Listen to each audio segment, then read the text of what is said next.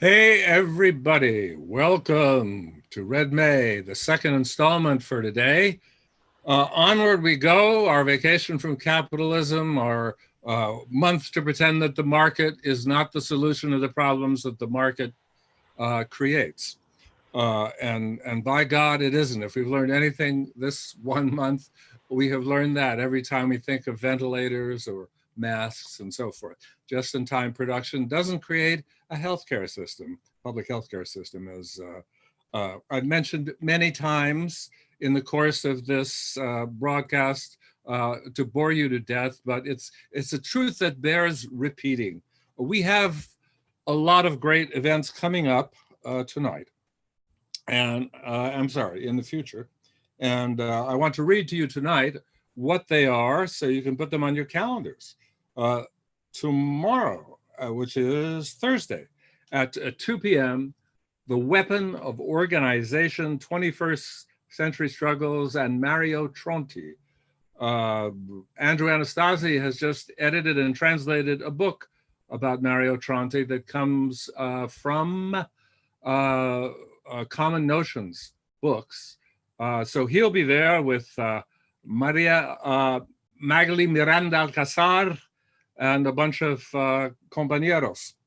And 5 p.m. tomorrow, The Age of Circulation Struggles. Camila Vergara will talk about what happened in Chile, the series of strikes.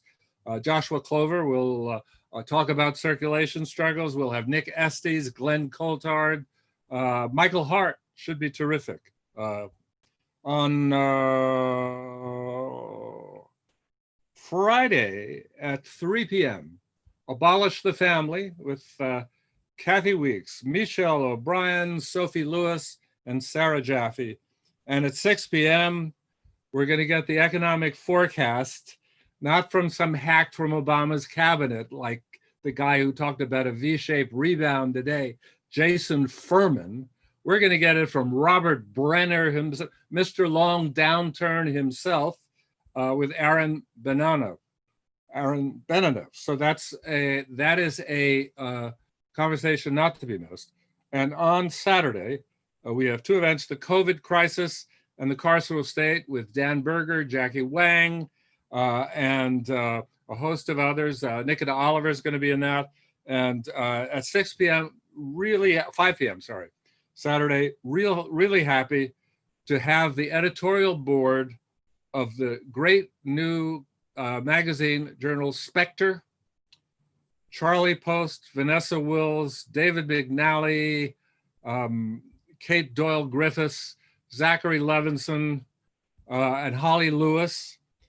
And they're going to do something called the Ghosts of Marxism, Spectre Editors in Conversation, where they're each going to pick one quote from the Marxist tradition on crisis, and then they're going to elaborate on it.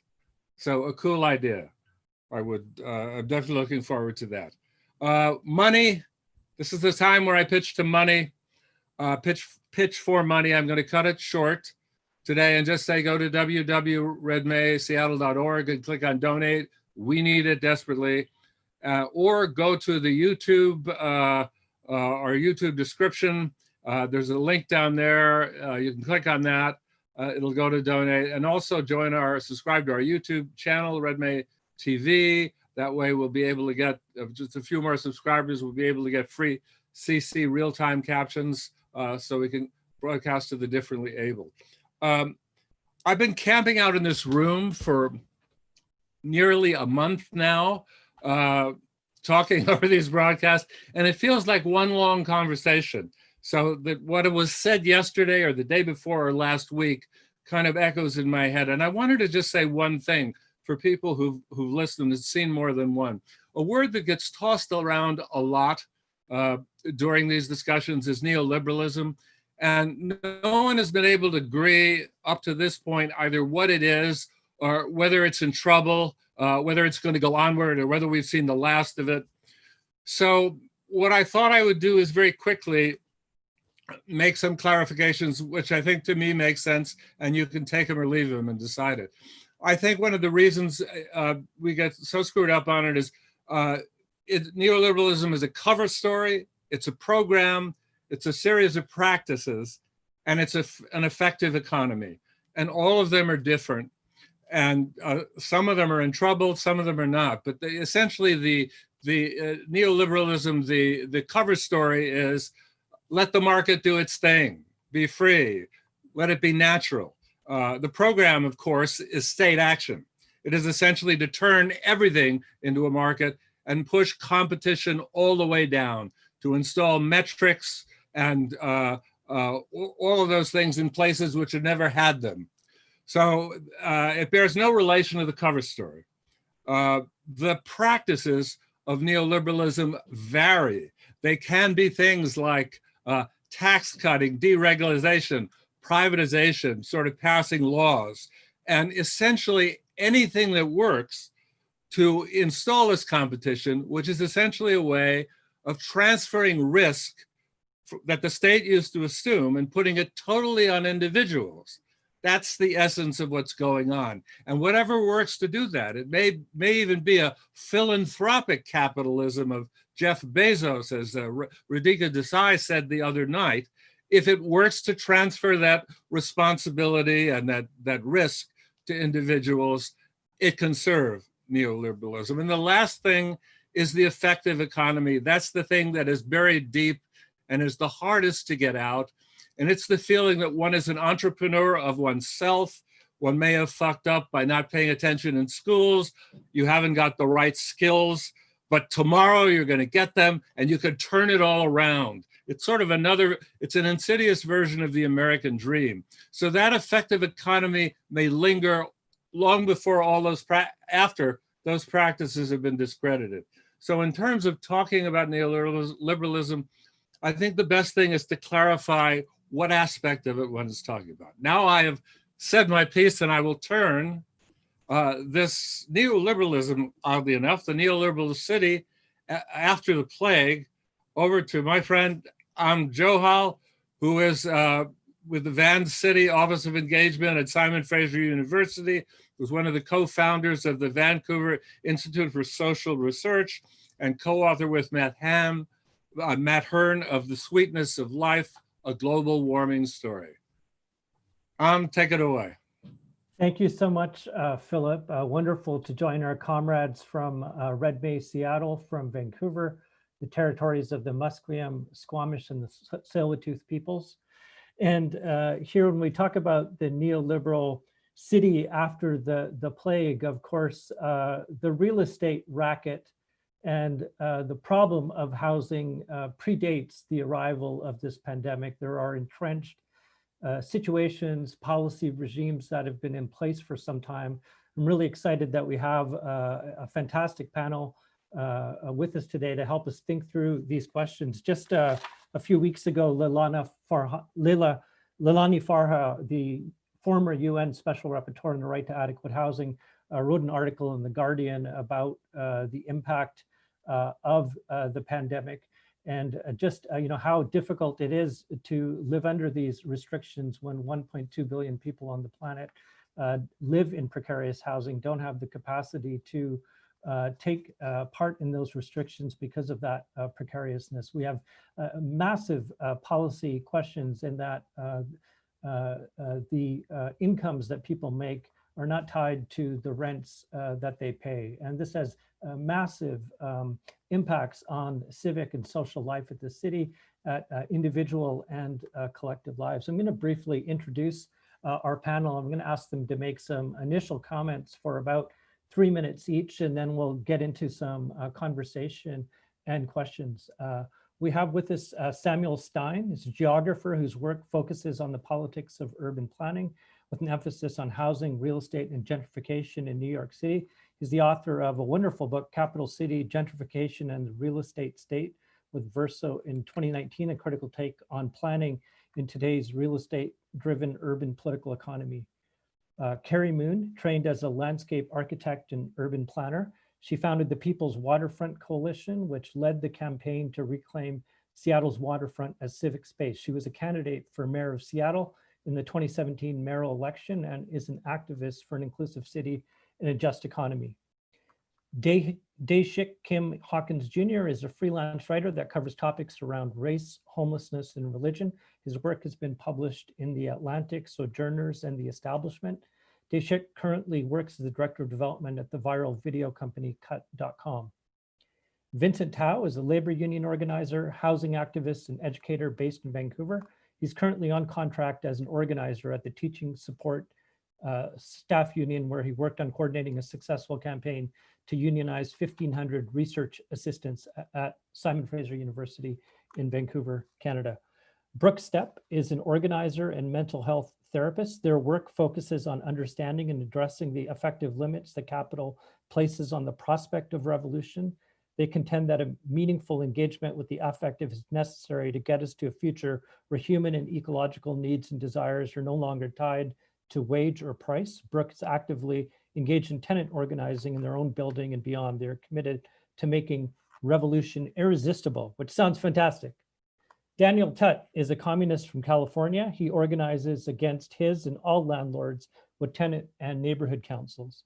Charles Mudede writes about film, books, music, and his life in Rhodesia, Zimbabwe, the USA, and the UK for The Stranger. He's also a filmmaker. Two of his films, Police Beat and Zoo, premiered at Sundance. He's written for the New York Times, CinemaScope, Ars Electronica, Sea Theory, and academic journals. He also wrote the liner notes for the best of Del the Funky Homo Sapien Electra years. And his articles make their way up into Vancouver very often. He's known north of the border as well. So welcome to all of you.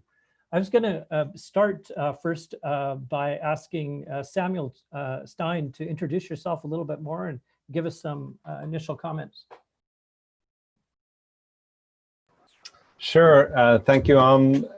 Thanks to all the Red May organizers and to all the panelists. Good to see you all. So as said, my name is Samuel Stein. I wrote this book, Capital City, Gentrification in the Real Estate State, before I expected any of this stuff to happen. My background is, I'm a PhD candidate in geography, supposed to graduate on Tuesday. We'll see if that happens. And before that, I was a tenant organizer and a union researcher. We all should have seen this coming in some ways, if not necessarily the pandemic itself. Everything that all of us have been doing has been pointing out the conditions that have now exploded into public view in this very dramatic way. I think all the conditions were there for this racist and class divided impact of the pandemic itself, and of course the state reaction to it. But somehow it's all gone worse than we might have otherwise expected. I don't want to take up too much time. I also want to say that I'm very wary of anyone who has clear predictions about what's about to happen. I think we really don't know. I think a useful way to think about it is that there's a few possible futures that are pretty clear. We just don't know which one is going to happen. If you take one issue, like a lot of multifamily housing is probably going into foreclosure.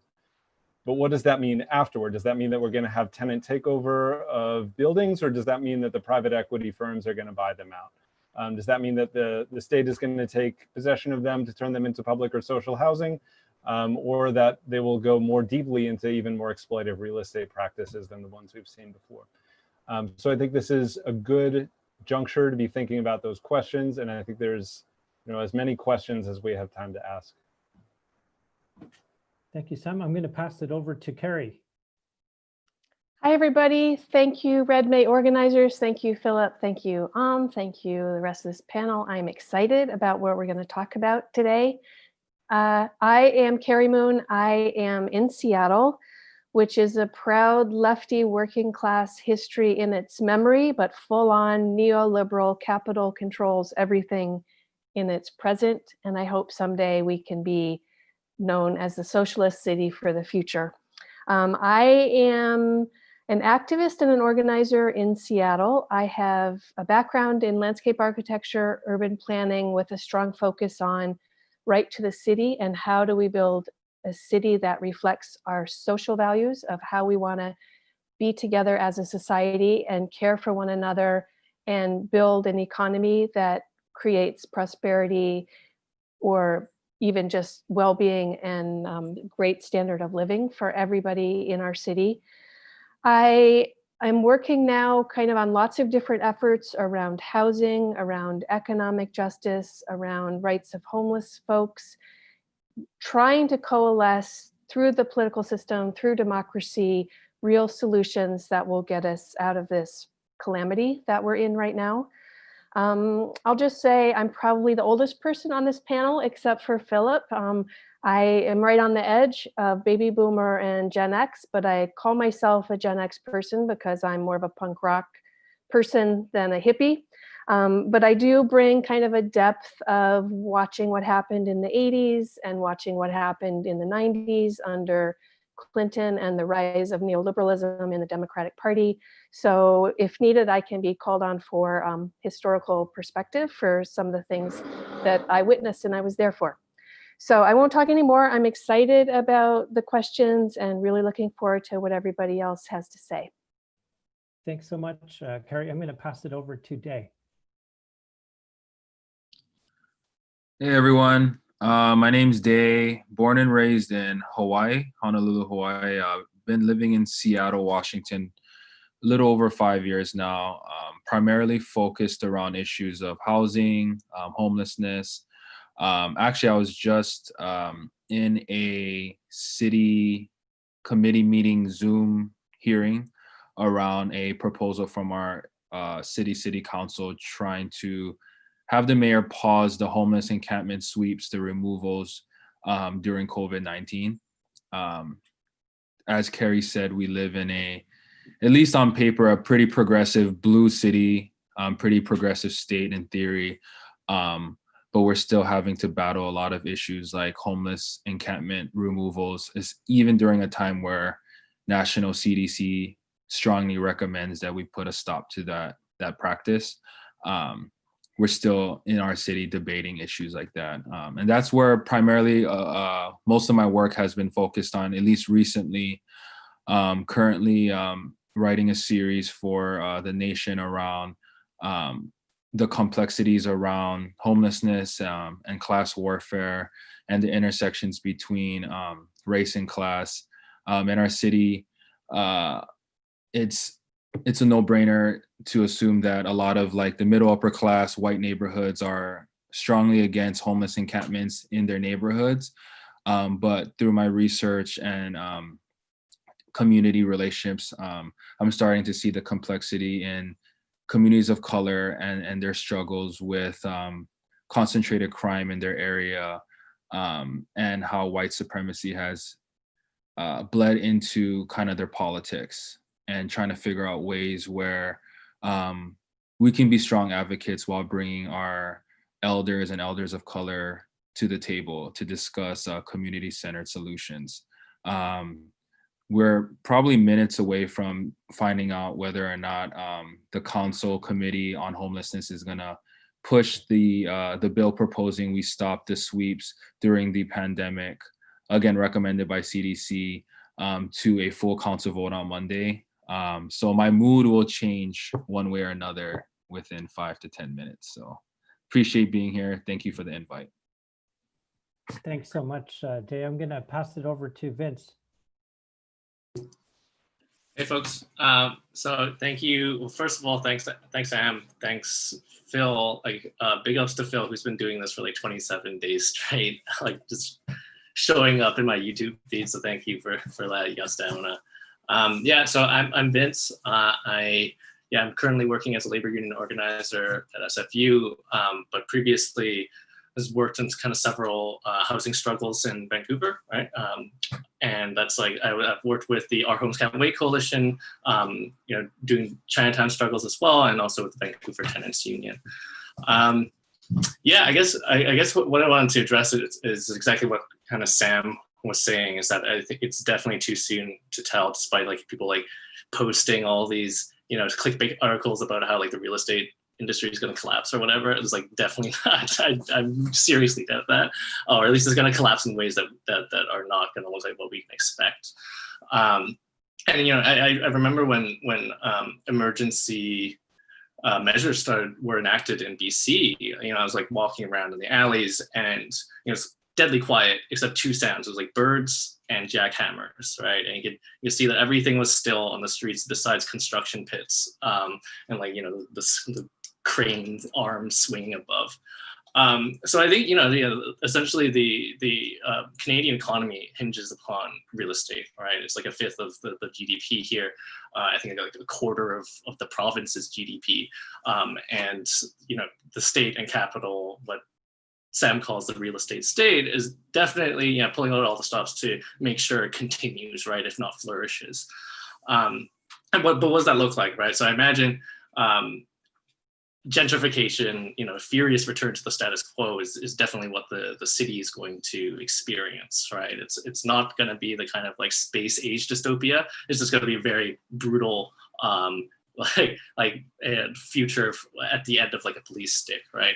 And we've seen here, I was doing some volunteer work interviewing folks at an encampment. The big camp at the center of the city, Oppenheimer Park, was after 2 years of defending the space, was evicted and thrown out, fenced off, spikes on the fences.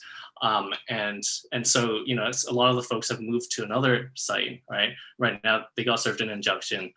We were doing interviews to create affidavits. But it's the same stuff. Like, this is the same process, right?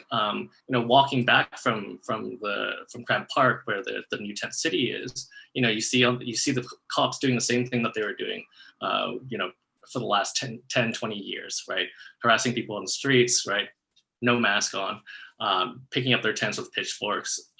What we're gonna see, I think, is increased policing, right? Intensified policing, more brutal policing, but now with the justification of like public safety, public health, being the final word on a lot of these things.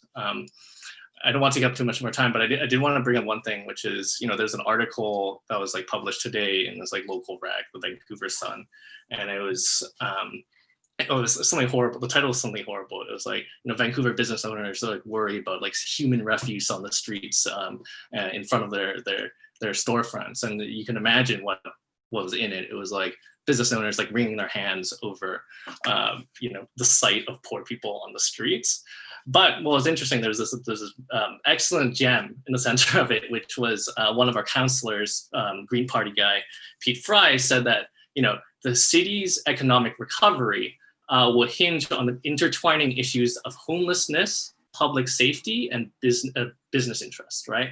And so we'll see is there's a very explicit urban policy in the future of policing and urban, essentially urban street recovery, right? So, or like business recovery. So like, I think a really solid example is, all the business geniuses coming up with ideas for phase 2, what it will look like, right?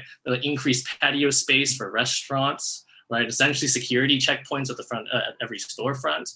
This is just an intensification of the segregated city that unhoused people have faced for decades, right? But there's plenty more to get into. So I'll end there. So thanks. Yeah, thanks, Vince. I'm gonna pass it over to Brooke. Yeah, thank you, and thank you, Red May folks, Philip, absolutely, for holding it down for the last 3 years of Red May. It's amazing. This is always like my favorite month of the year. I love it so much. So it's really an honor to be here as part of Red May with all of these panelists and just here as part of Red May. So as said, I'm a therapist and I'm an organizer here in Seattle, Washington, and most recently, I find most of my organizing work really in tenant organizing, and particularly in my own building, and then kind of beyond my own building as well, as I make connections with other folks. And so, really, as we start, I want to name a couple things that the LA Tenants Union says, because they are just such a inspiration, really, for how to do tenant organizing in a way that I find to be really generative and transformative. So one thing that they say is we don't have a housing crisis, we have a tenants' rights crisis. So I think that's really important to center as we move forward with this conversation. And then the other piece that they say is you cannot do politics alone. Yeah, and I just think that is so, so important. You cannot do politics alone. So my therapist heart loves that.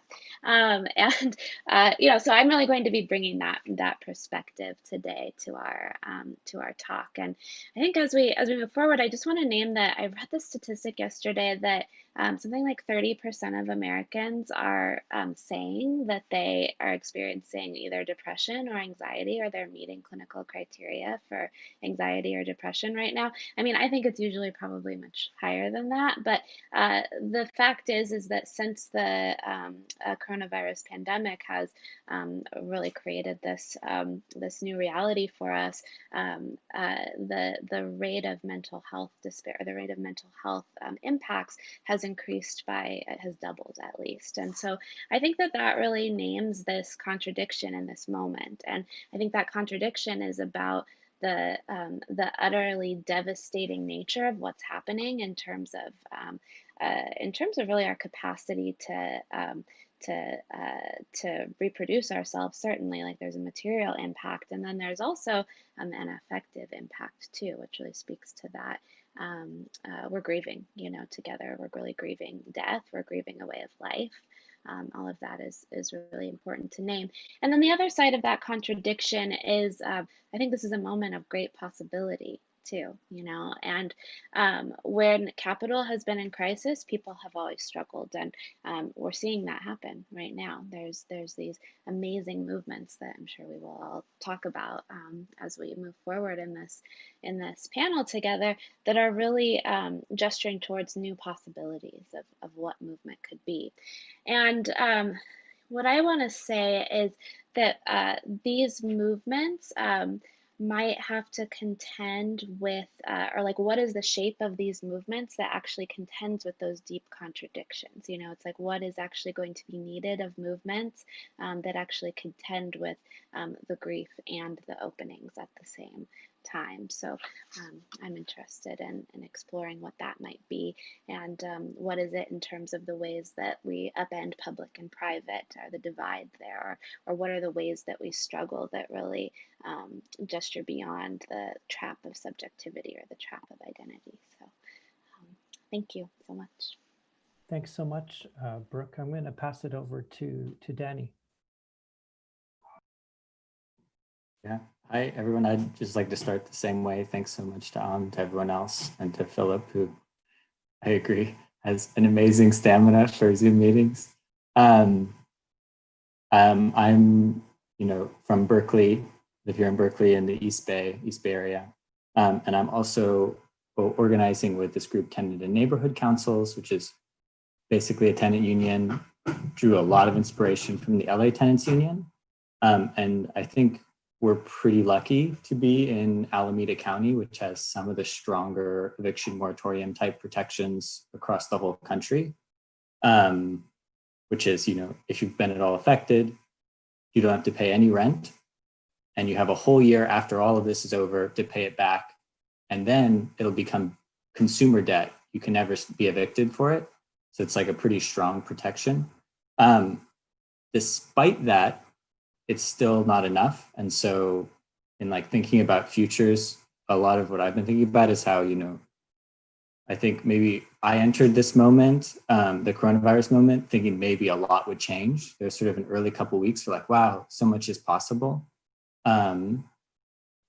But it's looking more and more like it's going to be sort of a reinforcement of the world we've already come to know. And that like even these sort of eviction moratoriums that seemed unprecedented are actually just going to be ending up leaving working class people with huge mountains of debt, sort of persisting for years and years after this crisis.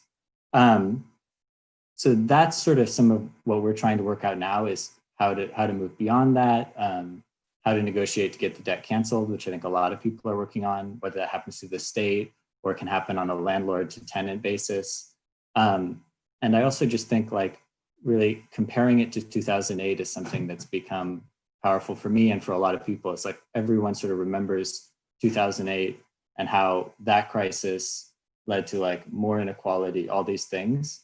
And I think we can sort of bring back a sense of history of this moment, and maybe a sense of that there being multiple futures open, and saying, we don't want to repeat 2008, and it's up to us to make sure that the outcome of this crisis isn't exactly the same, like even more inequality, even more suffering, but potentially something better. And that's sort of one of the things we're in the very beginnings of trying to articulate right now. So I'm really interested to hear what everyone else has to say.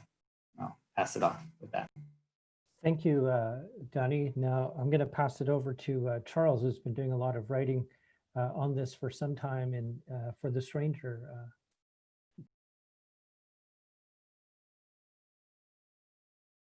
Thank you for having me on. And what I've heard so far is exactly what I feel at this moment. There's so many different kinds of not so much possibilities even, but emotional registers to the situation, and it has. I'm running with trying to articulate them as best as I can. Sometimes I feel like I could go into the idea of like the city as an economic engine and as having this potential to change history. You can think of what happened in Cairo in 2011 and things like that. The city is this lever where important things can occur and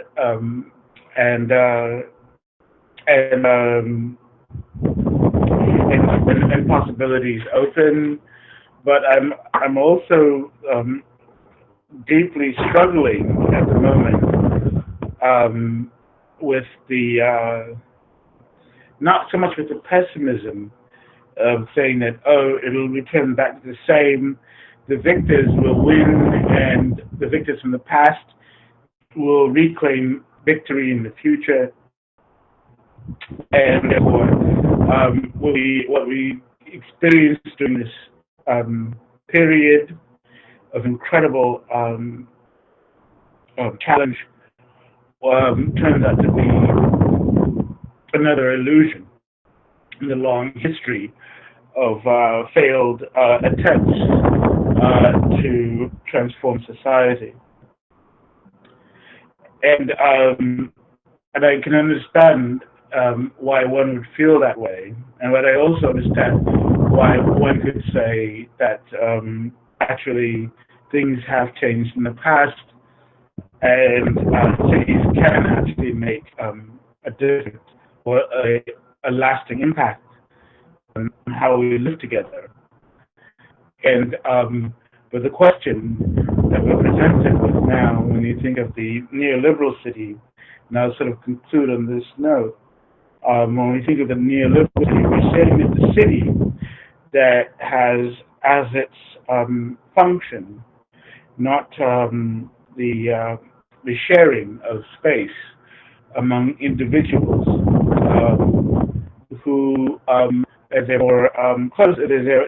closer, share a particular view of the world and of humanity and that sort of thing. But the city as one that pushes and reinforces the logic of financial power over the surface of the earth, and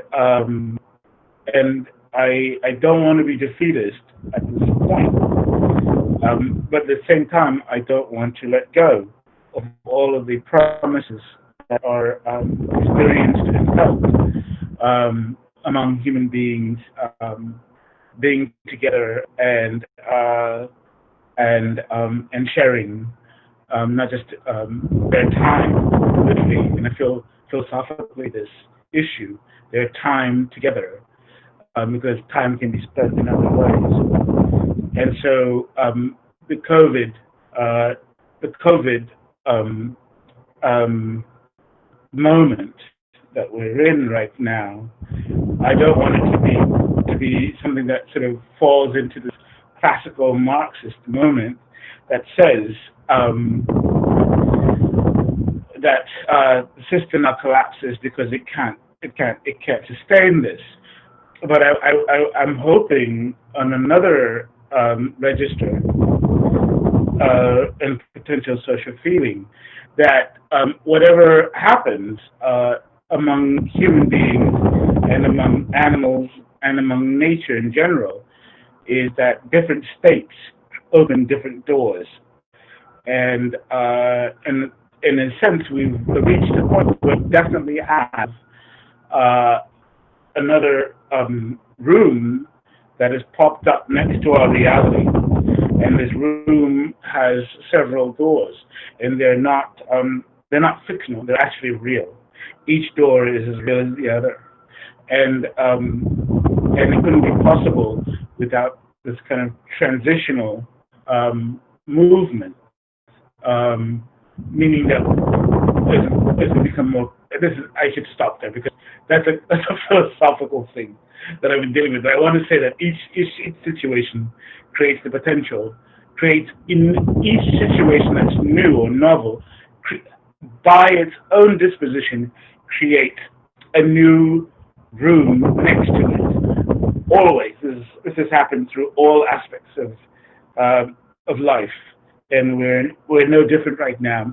That we are in a novel situation, and it doesn't simply appear in a vacuum with just as it is.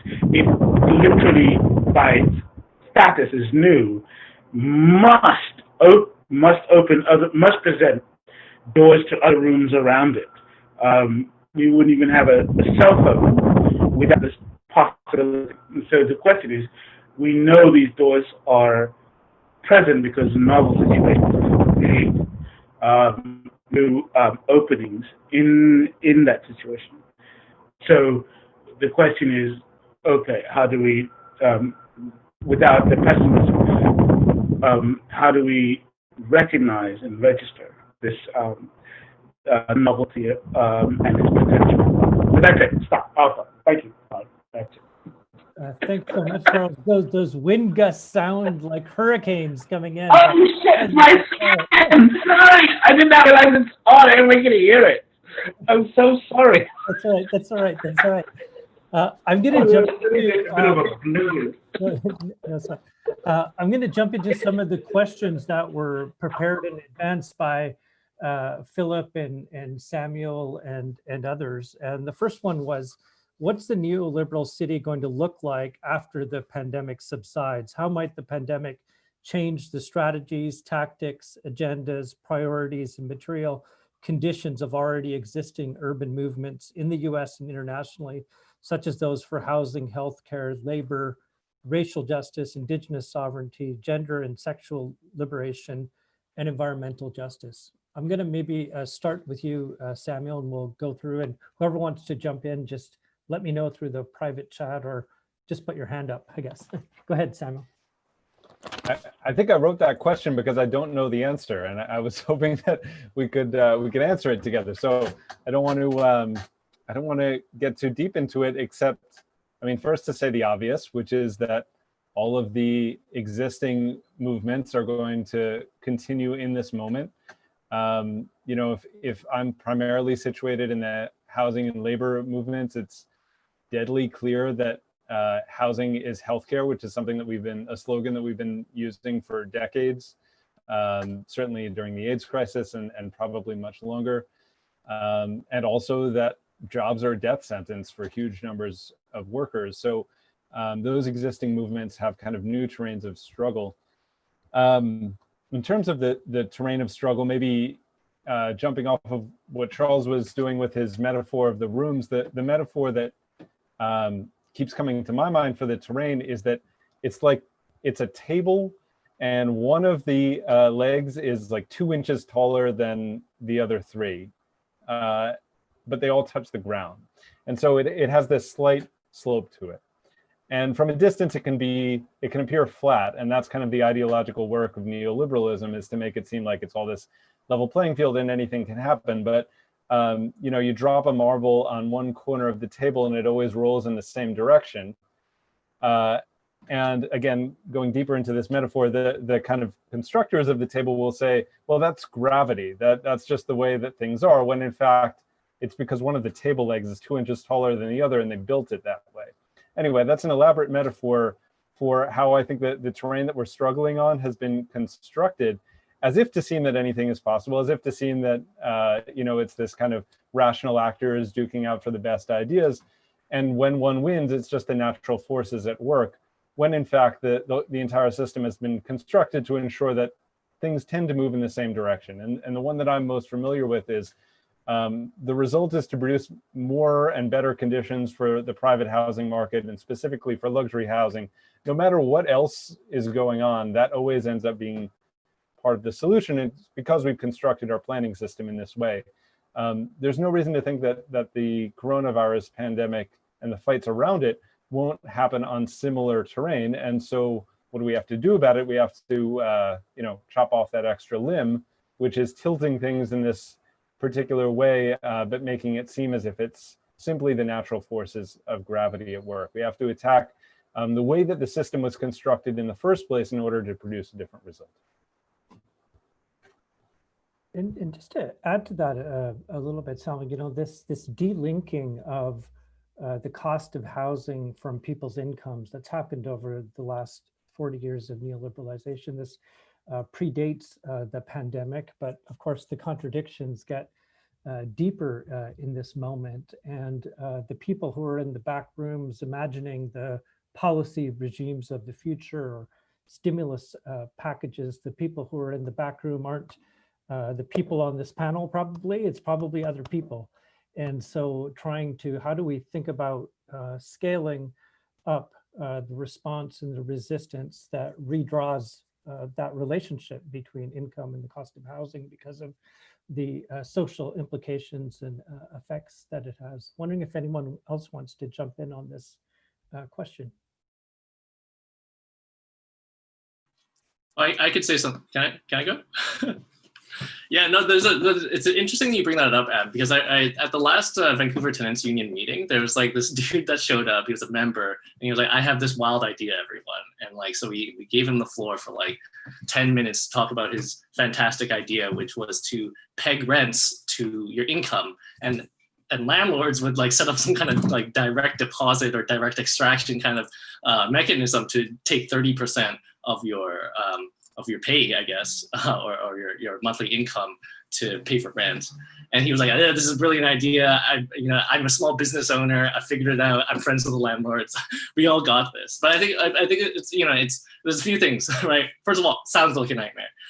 Despite the what you are talking about, Em, which is like the historical delinkage through like immiseration, rising rents, etc. Like that's a thing. But like this guy's idea, I think that this is like a moment where like everyone's shooting their shot. Like everyone's trying to pile on top of each other, figuring out the crisis.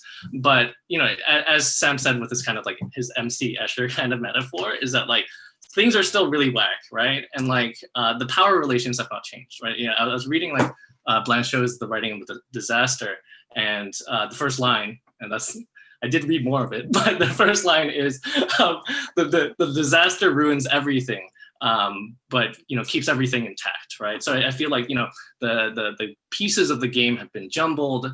People are furiously trying to figure out how to replace them or reconfigure them, but the rules of the game are pretty much the same, I think, right?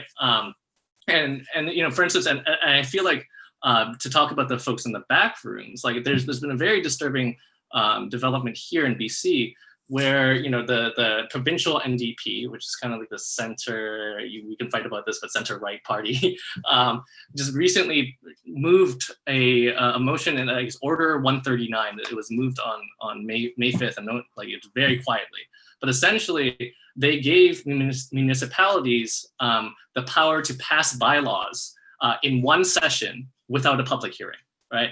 That's huge. That's really big. It essentially gives them, cities the power to pass rezonings, redevelopments without any kind of democratic moments to contest it, right? That's essentially like cut the Gordian knot of the capitalist democracy, kind of like contradiction, right? To use Sam's term, specifically to save the real estate sector, right? So our Minister of Housing, Celia Robinson, she was very explicit about this. She was like, BC's economic recovery requires, pumping up real estate, and that's why we're essentially removing democracy from the equation, so that we can push rezonings, push development without any contestation, right? So I think this, we have to think about the emergency measures that are being put in place as something that also, may become permanent. I don't think that this is a short-term trend, right?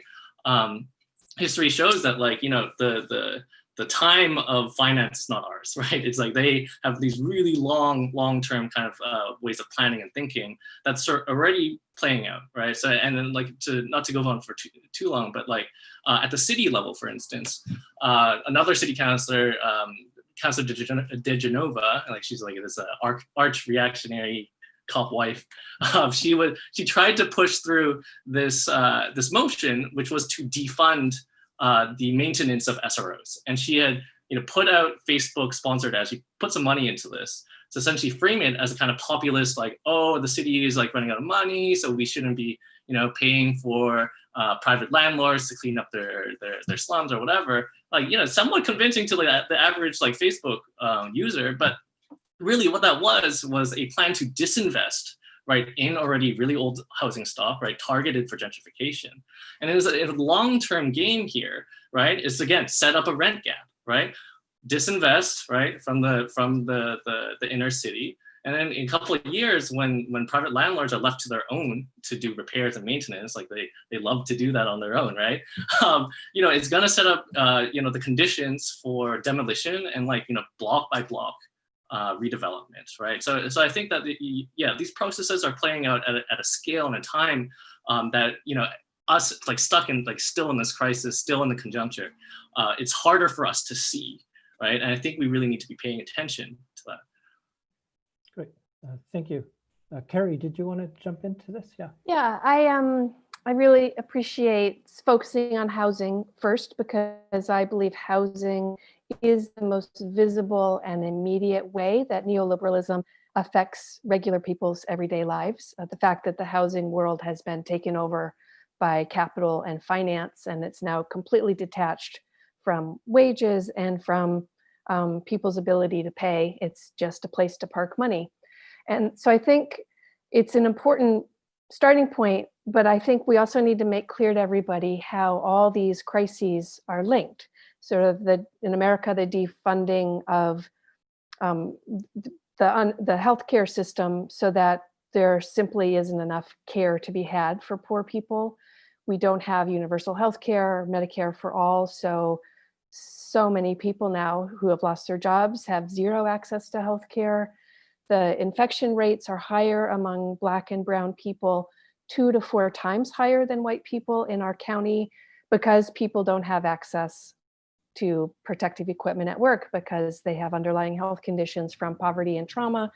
I don't need to explain it all, but every single manifestation of crisis that we see during this pandemic that's turning also into an economic crisis reveal that this neoliberal system was never meant to provide well-being for people. It was always about consolidating capital for the wealthy few. And I think the more we can make that point clear to folks that all these issues are related and they all have the same root cause, the more we can talk about big transformative solutions. And I don't like, that sounds idealistic, but honestly, like, I am involved at the state level with an organization that assembles progressive money and sends it out into grassroots, person of color led community organizations. And we've been having this conversation together across this ecosystem of organizations about we need to build a new economic system that works for the well-being of people and planet. And it's going to take new narrative and vision. It's going to take policy agenda. And most importantly, it's going to take a movement strategy that kind of coalesces and unites all of us together working across different arenas. And we are at the early stages, but we're actually trying to do this work of building the vision and the policy agenda and collaborating across our organizations. So I think, Working in silos is something that we learned to do because we had to under neoliberalism, but I think the big possibility for socialism, for transformative change is now, it's one of the doors that's been open. It's one of the rooms that is now there that we can walk into. I'm going to go to Brooke now. Thanks, yeah, I think with this question, what I want to start out naming is that I feel like this just makes so much sense to me. It's so easy to fall into pessimism in this moment about what's possible and about what's happening. And I think it's true that the basic bones of capital are the same and they're not changing, but there is a deepening and there's an intensifying crisis that's happening in capital. And so I really see that specific point as a point for movement to move towards, and I think many movements are. A thing of curiosity that I really that we all have is like, yeah, what crisis is emerging right now? What crisis is bubbling up? What crisis is actually going to happen? I think the thing that feels which it usually doesn't, so I'm kind of surprised this is about to come out of my mouth, but the thing that feels really compelling to me is actually the intensification of state failure right now. And that really hasn't been very interesting to me in the past because, I generally had politics that really avoid state action. But I think that that's like actually a very, very huge opening for left movements right now. And I think you see that in much of like the mutual aid networks and direct action casework type organizing that is really picking up the slack of the state. And, the more that Trump contradicts himself and the more that Biden makes himself more and more unelectable, I think the more that we will see the failure of the state or that state failure intensify. So that feels really interesting to me as a place to move towards. And then I guess what I want to name next is that, inside of this moment too, we capital creates alienation and capital creates atomization and capital creates disconnection. And so in many ways we are finding ourselves more and more disconnected. I remember running into someone recently, with a mask on, and they were the first person that I had seen in a while who I know who is not my partner. And I had forgotten how to interact with a person, not over video, really, And so I think in this moment, it's like, all right, so what does that mean for struggle? What does that actually mean for how we do this whole organizing thing? How does that mean in terms of, when we aren't stuck inside, or when we are more than closer than 6 feet together, or we aren't all wearing masks? What does that mean for the ways that we actually know how to relate to each other then? I think also something I'm thinking a lot about in organizing is I've seen a lot of folks just move back and be like, well, there's let's just wait and see what's going to happen. And then I think there's also the move to just translate already existing organizing into the internet and into Zoom. And what I feel, I don't think we have it figured out 2.5 months in. It takes time, it takes practice, but how are the movements in the coming months, years going to actually contend with this changed landscape of distance too? Thank you. Dave, did you want to add to this? Yeah, I mean, at least with the encampment removal process, it's I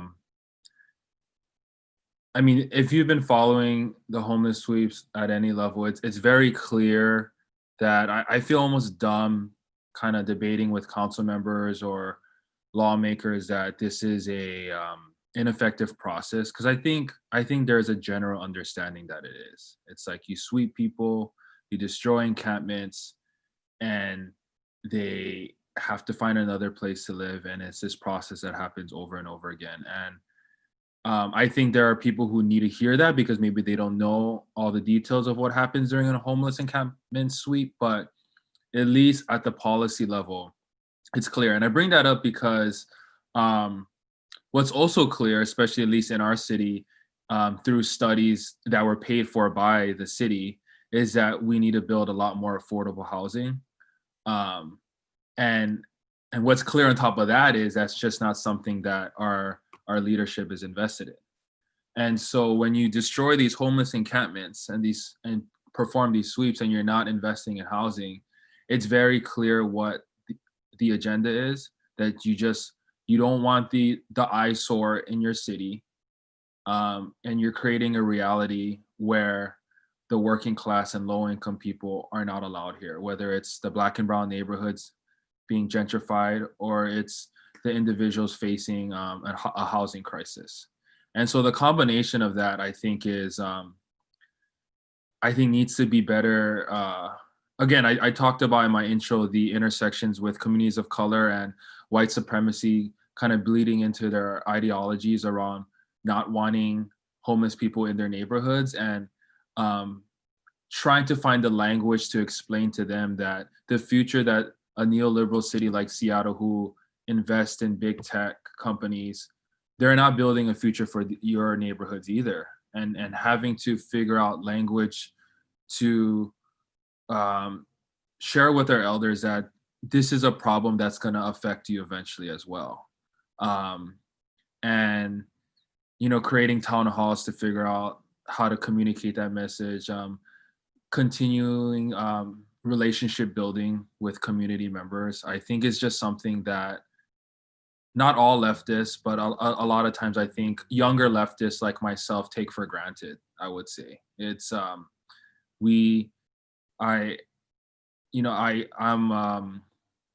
a child to immigrants, and a lot of the policies and a lot of the philosophies that I believe in, I have absorbed through a privilege of education, I think. And I think a lot of times trying to reiterate that message and portray that message to people like my parents is something that I want to start investing more energy in, because it's a message that obviously is going to affect all of us, but I think sometimes we just take for granted, if that makes sense. Great, thank you, Dave. Before I get to the second question, Charles or Danny haven't jumped in on this one. Did you guys want to add anything on this first question?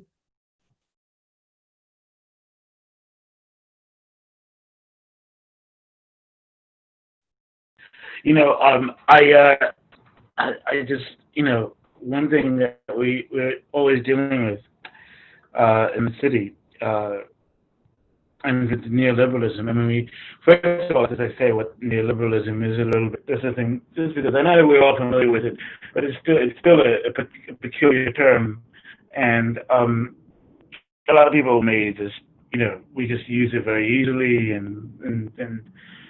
but it just means that it's, the market has priority over other kinds of relationships, meaning that, as a society, we clearly have relationships in the family and so on, but the relationship that dominates the relationship that we should place at the center of our universe, of our social universe, is relationships of buying and selling, and that's what it comes down to, right? I mean, essentially, and the laws of buying and selling, and we sort of because in a way right now in the USA, we're sort of moving to this kind of everybody sort of like is coming to make this decision about how your life is not more important than the life economy, and that's just a consequence of neoliberalism, right? Like ultimately, that's what it has to come down to, if you embed economics in the center of the universe. But it gets a little tricky, and I just want to end on this note. It gets a touch tricky, and for the left, this is something that we have to sort of try to. This is a conundrum we have to try to figure out somehow. The fact is that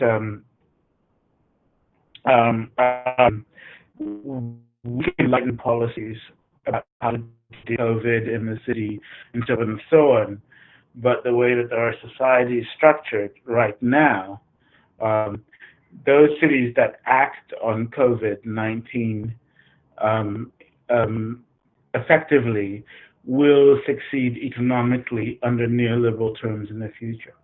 And this to me is something that we haven't really kind of grappled with, because the situation of how everybody's dealing with it is so uneven.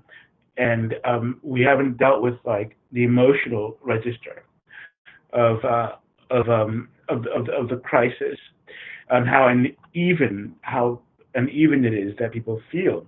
I just wanted to say this as a thing. I mean, that people should really, when we're looking at this, come to terms with. You know, we have been bred in a way. No, actually, I want to hold on that comment because it complicates in a way that I think it's interesting, but it doesn't complicate it in a way that will resolve what I'm saying right now. And I will just end right now with a comment that what we haven't really faced in the cities that we're in at the moment, is how, in fact, if a city sustains its COVID response realistically over time, that city, be it Seattle, for example, to say a place with a larger, poorer population, and Seattle does not have a poor population at pressing it at the moment, but cities that do have, and places that do have a very poor population that is affecting its that has an impression on its functioning and its reality. Those cities that can sort of implement and act on policies that effectively reduce or minimize the impact of the virus, when they reopen, they will actually do much better than cities that didn't, that places that didn't, and they'll do so precisely according to the logic of the neoliberal market values. And this is the thing that I'm just like that everybody's got to like start to like face, because meaning that we will have in a situation that we're in, we're actually in a, we could end up in a situation where a city like Seattle ends up completely dislodged from all reality, because precisely, right now, okay, I'll just make this point, like in King County, we had like 4 deaths yesterday, and under the 30 new cases. And this to me is like, wow. So Seattle is actually going to be on top of this in a few weeks, in a way that other places are not. And the reason why is because, most of the people here, most of the poor people have been shoved out, and this will just only reinforce, right, these factors of economic power in the city in the near future. It will not lessen the grip. It'll actually increase it, and so we will have. Anyway, that's my point.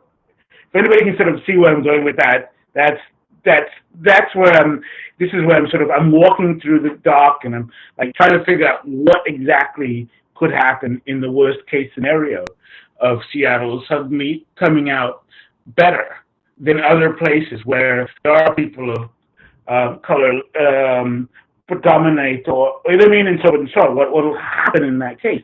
And I say no, actually, it'll compound the situation, because we will be better off. You know what I mean? And then suddenly issues of like surveillance and all that stuff will kick in. So that's my thought. So I don't want to put that. I'll leave there. Thank you. Thank you, Charles. Donnie, I'm going to give you a chance to jump in on this question if you want. We do have some audience questions coming in, and we have some previous questions to get to. But Donnie, do you have any comments on this one? Well, everyone's been really concrete, but I'll add something that's a little less concrete, which is just, I think one of the remnants that probably might persist from something like the Bernie campaign was it did seem like there was sort of a massive sense that history was open, which I think a lot of us have been talking about. And probably some of us have had some sense of that before. I really don't think there was much of a common sense of that in the US. And even now there probably isn't as much.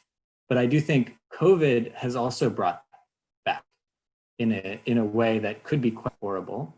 But I was worried that might, I think I'm still worried that might get lost with sort of Bernie going by and all this stuff. So we might lose this sense that history would be open, that there are some different paths. And I think it's really important to try to preserve that if you can. And so I just, as a strategy, I guess, to that question, I think a good strategy is trying to really people see it's like, this is a question of the crisis and how it's responded to. This is a question of the world goes after this crisis, and it could be bad or good. And it depends on like what we do. And bringing some of that history back in seems like, I think it's something I've already basically said in my intro. So I'll end it there. Thank you. So I'm going to read the second question that we had, and there's an audience question as well. I know Vincent wants to ask a question. You guys probably have questions to ask each other. So I'll read this one and the audience one at the same time, so you guys get a sense of what questions are coming in. What new movements or mobilizations must arise in response to the multiple dimensions of this crisis as they continue to unfold in our cities and beyond? And I guess one of the follow-up questions are, what are some of the possible futures? And from the audience question, the pandemic is a health crisis, an economic crisis, social crisis, all wrapped up together, is changing consciousness, seems to be increasing polarization around, for example, the unevenness that Charles was talking about. Capital obviously wants to reinforce the status quo, but can it? How should tenant struggles and surplus population struggles be strategizing for these new pandemic contexts? How do we get to some of these? I know, Vincent, you had a question, so I'm going to go to you here, and we're going to maybe move into more of a free-for-all context here, since we've been so formal and polite the first hour. So Vincent, over to you. Thanks, Sam. So yeah, no, I think that's a fantastic transition, because my question is kind of about that stuff, right? But I also want to respond to what Day said about, essentially city policy around clearing homeless encampments, right? You're right. They know it's not gonna do anything, right? Yet they continue to do it. So for instance, at Oppenheimer Park, which is kind of like the central tent city, it's historically the site for several tent cities in the past decades.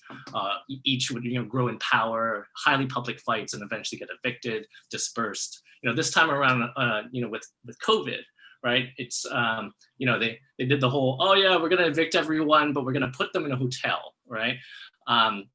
And then obviously the state kind of like fed the bourgeois press, like all these kind of like puff stories about like, oh, like this one beneficiary had a nice time. But clearly, like, as you said, this is getting rid of an eyesore, right? Because that's 300 people in one tent city, thousands left in the streets, pushed to the margins, right? This is like a classic example of what Engels said in The Housing Question, which was, capital cannot solve its contradictions, but can only move them around geographically, right? And we see that with surplus populations here, right? And I think that, like, what does this come down to? Is that it really is like, this is the legacy of a colonial settler state as well, right? The logic here that many scholars have shown is that the settler state, right, does not depend primarily on extracting surplus value from native labor power, but rather that it's full-on dispossession and elimination of surplus populations, right? And this is persisting, like, for centuries, right? And I think that's, so the question for me, I think it's kind of two questions. The first, the other thing is, it's not really a question. Something that is happening on the streets here in Vancouver, right, and has always been here, right, is indigenous-led, essentially housing struggles, right, that see the connection between the real estate state, right, and also settler state.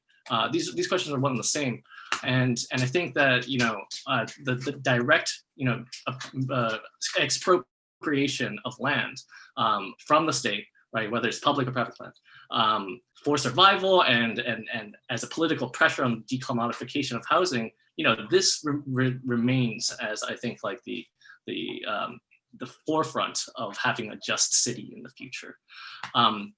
But I do have a question, and we're gonna get into the nitty gritty about tenant organizing, because I have a big question for folks in the room right now who are engaged in that, is about formal representation of tenant councils, right? So there was a movement here in Vancouver in the 70s, led by this guy, Bruce York, and he was not only fighting for rent freeze or essentially, what do you call it, rent control, right? But rather the formal recognition of tenant councils and their right to collectively bargain with landlords, right? And the interesting thing is that the state conceded rent control for about a year because they did not want to grant that formal recognition, right? And so, so we're seeing obviously online a lot of kind of like reports, really, really hopeful ones of like spontaneous rent strikes, right? But this is, the perennial question, right, between spontaneity and political organization. I'm wondering if folks here are thinking about, like this kind of like, essentially fighting for formal recognition from like something like, and this comes from my experience as a labor organizer, something like a labor relations board, to recognize something like a landlord concession, right? Because when you were at the beginning of the crisis, we were trying to organize the building here, and me and my neighbors came to this issue where it's like, well, even if we were to get Mr. Lee to like reduce our rents, like who's going to enforce that, right? Is there, who's going to make sure that actually happens, right? There is no labor relations board for tenants. But so I'm wondering, is that on people's minds in the U.S. from in the tenant struggle there? I do know that like Sweden has this kind of like Swedish tenants, Sweden has all the stuff, but they have a Swedish tenants organization that like collectively bargains with landlords on over use value of buildings. And this is actually interesting. I think in Australia, my friend told me this. Retail renters or tenants were they actually did win the right to collectively bargain with private landlords. Anyway, so that's the question for tenant organizing, if anyone wants to hop in on that one. I think I'm going to pass it over to Dave because I think he had a question as well, and Danny wants to jump in on that answer. Go ahead, Dave. Maybe we should just go to Danny for the answer to that question first. You bet. Danny, go ahead. Yeah, I was going to say, I think that's one of the main things actually we're thinking about in the Bay. What we found is it's actually really easy to organize councils right now and to get some basic work done and to get rights satisfied. So if you have been affected here, you don't have to pay rent, it becomes debt. But canceling rent is the hard part. And often in negotiation with landlords, they're just ghosted, basically. There's no response. And so a lot of people get redirected to sort of a cancel rent statewide campaign, which I think me and a lot of people in Tank are pretty skeptical of, just because we've seen how that almost always leads to sort of a draining of potential and gets nowhere. And so one of the things we've been wanting to try and interested in is exactly this sort of, if there's a way locally, you can institute some sort of legal framework negotiation between landlords and a tenant council. We haven't quite worked out what that would look like, but that's like something we're talking about last week and the week before and never really brought up before then, so for sure.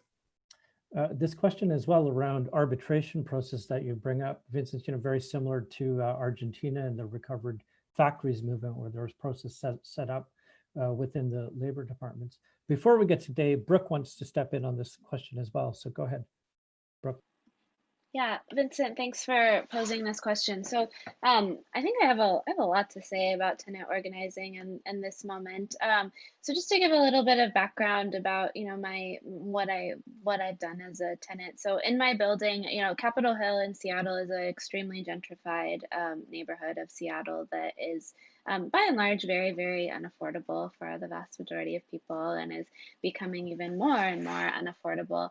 And my building was owned by one of those benevolent landlords who kept the rent pretty low for a long time, but he sold the building in 2019, and the new company that the property management company that bought our building, they raised rents 69% for some people, which is just obviously completely untenable. And so we fought it, and we ended up winning our demands, which was no more than 10% rent increase. And so, you know, we've really been organizing together then since for the last year and half or so, because we started organizing last the fall of 2019 when we or 2018, excuse me, when we found out our building was going to be sold.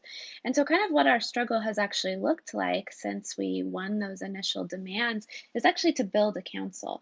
And you know, I think that the hardest part about building a council has been exactly what Danny, I think you named, is that our landlords, I mean, you know, we don't accept communication from them individually, but they still have yet to recognize us as a council, which that's what, you know, that's what the boss does. That's what landlords do. I mean, if they refuse to recognize you as a union or refuse to recognize you as a council, that is their power, and they continue to, or that is where they drive their power, and that is where they continue to really hold their power right now. So, you know, I think it's really our strategy is to continue to inoculate our fellow tenants and to continue to organize outside of our building, because our landlord owns, you know, I think upwards of like 20 buildings or something in Seattle, and to also form these relationships with other tenants who are doing this type of organizing, so that we can put pressure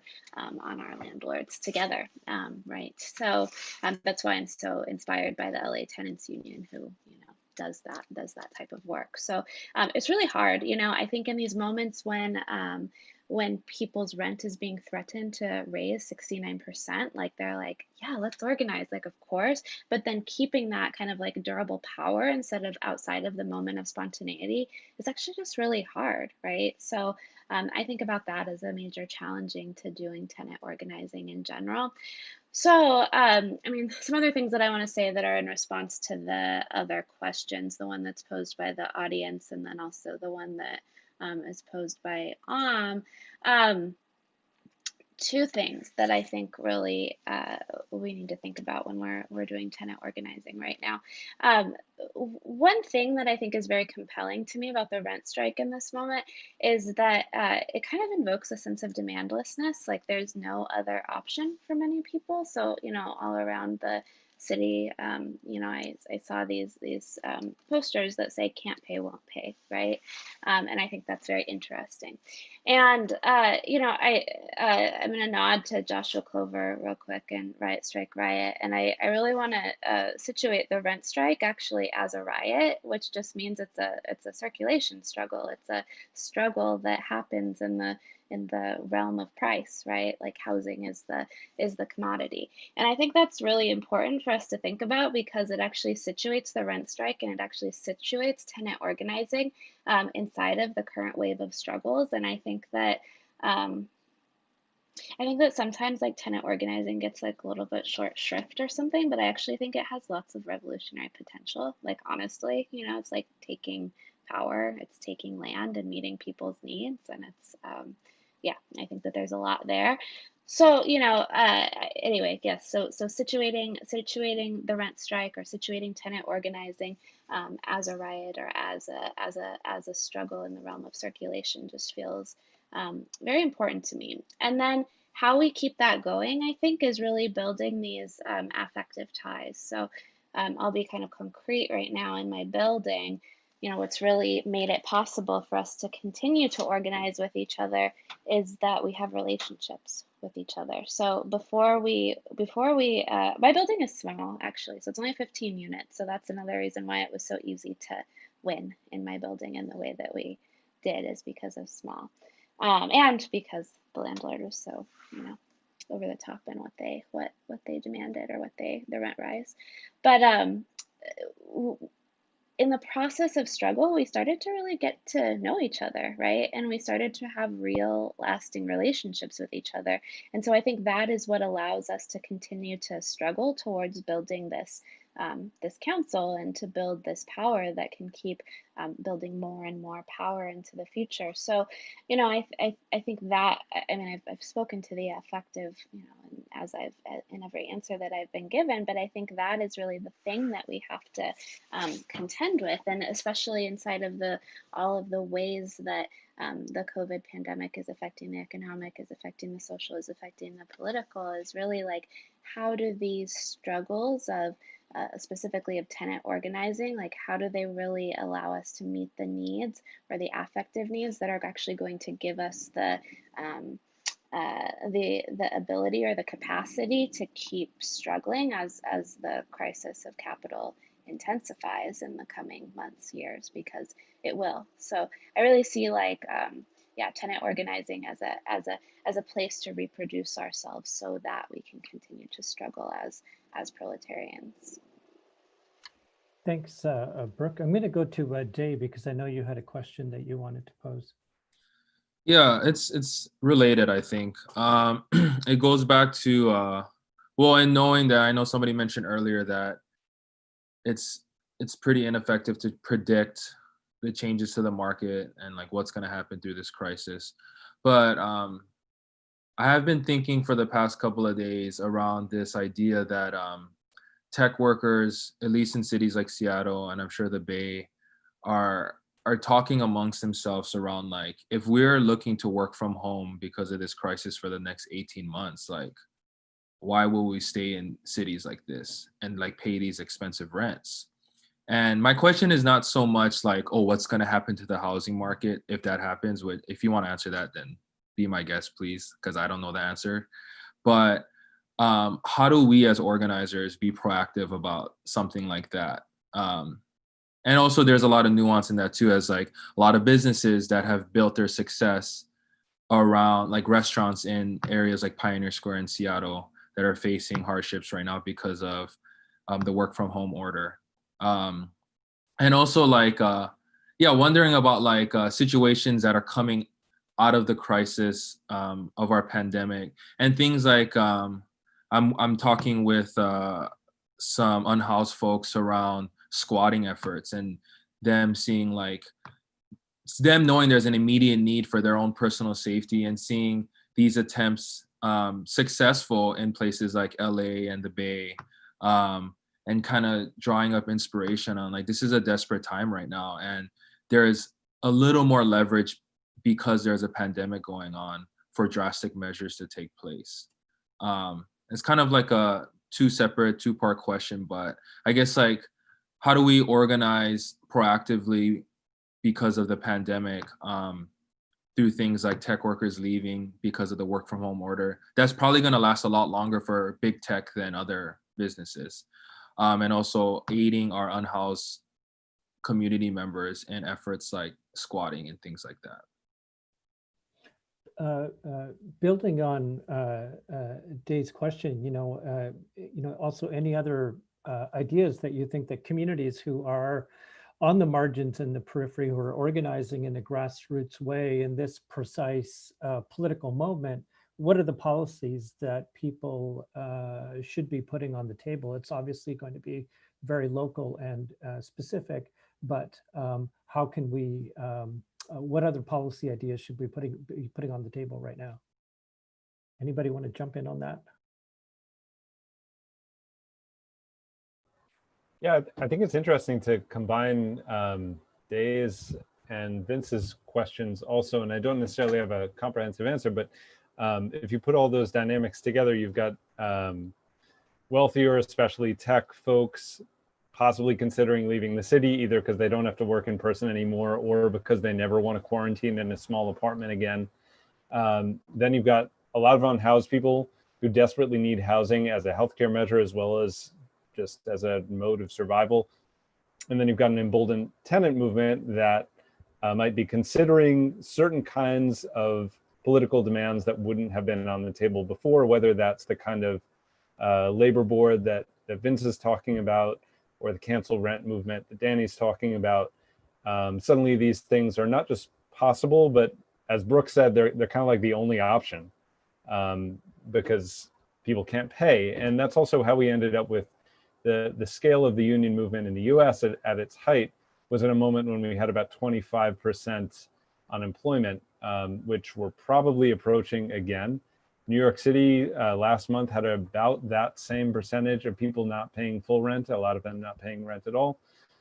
So we could be at a moment of interesting demands, as in political demands, but also a change in housing demands of the kind that Day is referring to, the entire dynamics of supply and demand in the city as we know them and as we've been arguing about in a really annoying way, especially in North America for the last few years, are going to be completely turned on their head, at least potentially. There could be a whole lot of supply that's suddenly available, not because a whole bunch of new stuff was necessarily constructed, but because of vacancy, because of changes of use, because of a whole lot of office space that will now suddenly be used for something else, because of a lot of rich people who aren't going to live there. Probably faster than the political movement is going to respond to that. The banks are going to respond to that because there's going to be a crisis of securitized debt that is going to ripple throughout the global economy. And, you know, that's kind of, well, whatever we think about that, it's probably going to make it hard to capitalize on the political demand in the way that we would want to. So it's going to take a lot of, I don't know, it's either blowing up the system or like very careful tinkering with a wire to make sure it doesn't blow up in the bad way. But either way, it's not going to be a straightforward move from all of these dynamics to a better political future on its own. I do think that we should learn from the history of those labor boards in the first place and the way that they first created enormous amounts of opportunity for union movements and then constricted it just about a decade later in both the US and in Canada. And there's no reason to think that that wouldn't be the same in a moment of tenant union recognition unless there was some other dynamic that was forced by the movements. So I would love to have that problem to worry about, but we should probably be thinking about it now too. Does anybody else want to jump in on these questions or comments? Carrie, go ahead. Yeah, I just want to add that I think that in a time like this, that we are changing some of our social practices. Wearing masks in public is an act of care for societal well-being. It's not really about me, it's about keeping us healthy. And the tenant organizing that's being done that you're talking about, the mutual aid networks that are forming, I think that we are starting to transform how we relate to one another in society and breaking from this neoliberal alienation and atomization. And there's a huge amount of promise in that. And I think like what we all should be thinking about doing is how do we marry this sort of local, small connection to your neighbor kind of social cohesion with the big transformative ideas? Because when we can figure out how they meet in the middle, that's when we can get things like getting all that surplus housing turned into public housing at permanently affordable rents. And it's how we can figure out how to do collective ownership of business and co-ops and employee ownership, all the solutions that we could probably all list, the big transformative ones, have to come through kind of bridging that gap between small local organizing and big ideas. Anybody else want to jump in? Can I just say something? I want to say something really, really quick in response to Carrie. Just something that you said just reminded me of how we started our organizing. And so, Carrie, before we ever, started making demands and, going to our landlord's house and doing phone zaps and all the things that helped us win our campaign, we actually did just try to create a land trust and buy our building and like really take the land, and that just was like really undoable for us. So I mean, I think as we, those are like, it's kind of funny because those are like the permanent solutions that like actually produce power and economic sustainability, and that was just like so far off from what was actually possible from us. That was like completely unintelligible to our landlord or the realtors or the finance people or who were in charge. So I think there's just something like really big about naming the barriers to that type of work right now. And so what needs to be opened up to make that work more possible. I don't have an answer to Day's question, but I did want to share an observation about something interesting with tech, right? Is that in Canada, so in Toronto, there's this big project called the Sidewalk Labs, right? It was, they purchased, or it was this kind of private-public partnership between the city and a Google subsidiary that wanted to kind of like redevelop this gigantic, valuable, previously industrial land by the waterfront. And so the interesting thing is that like, it was one of those like smart city schemes. It was like, essentially a moron's idea of a utopia. They're promising like heated sidewalks and like automatic car, just nonsense, right? Like dumb Jetsons. But essentially what happened was that the smart city stuff was a big investment of capital after 2008, right? So smart cities was started by IBM in 2008.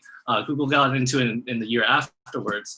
But like with the pandemic, then this I think really shocking, truly shocking, is that Sidewalk Labs pulled out of the development scheme, right? And I think that I don't really like. I think this is a big signal, but one that I don't really understand yet. But for me, I understand it's kind of like all the stupid tech stuff was on top. That was like a fancy hat to put on top of like what was really nakedly an extraction scheme for like property taxes, development fees, right? And it, this crisis lays bare, right? That relationship, right? That like the tech was just again like a icing on top of what it really was just like buying land, right? And hedging on it. So I think that the withdrawal of Google from that project, I don't know, it's again not an answer, not anything close, but it is something interesting to think about that relates to today's question.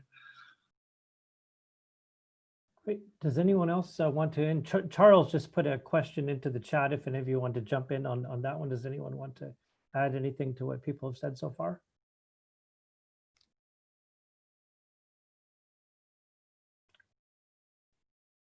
Charles is I put something into the chat. I don't think I did, but I don't know what to say. It was Philip. Oh, all right.